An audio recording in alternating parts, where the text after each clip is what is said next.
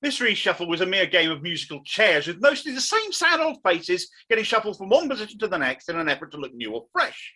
John Ashworth has finally been shifted from health to go to the shadow DWP brief, for example. However, he's been replaced by the two faces of Wes Screeching there instead, clearly uninterested in appointing somebody credible to the post, but again reminding us he's no different from Boris Johnson in rewarding his mates and insultingly appointing Dr. Rosina Allen-Khan as a subordinate at health to him.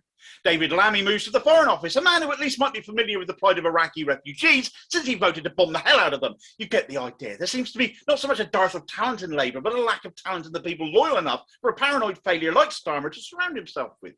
Failure seemed to be the word from the get-go, though, as he somehow found himself for the second time unable to let Deputy Leader Angela Rayner know there'd be a reshuffle on the day, and chose to start it as she was in the middle of a big speech to the Institute for Government over Tory sleaze. Finally, somebody in Labour proactively taking it to the Tories, only for Starmer to once again predictably bail them out when they're on the ropes.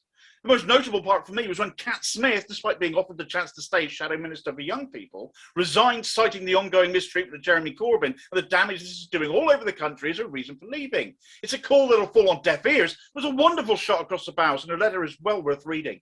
Of course, the centrist melts have been creaming themselves that Yvette Cooper will be taking on Priti Patel over the Home Office brief. The O'Briens, Diddy Marzans, the Femis, that Super Tansky woman. I don't know what Starmer has promised Cooper to finally convince her to join his front bench, but I dare say we'll find out soon enough.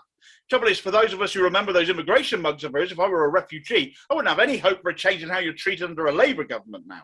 Same for disabled people, as she was responsible for bringing in ESA and the start of assessing sickness in relation to work capability. But worst of all, however, was the news that following Andy McDonald's resignation at Labour conference, his post, Shadow Minister for Employment Rights, has effectively been abolished. Starmer's front bench don't represent workers' rights anymore. So what the hell does the party stand for now? And why the hell are the trade unions so quiet on this?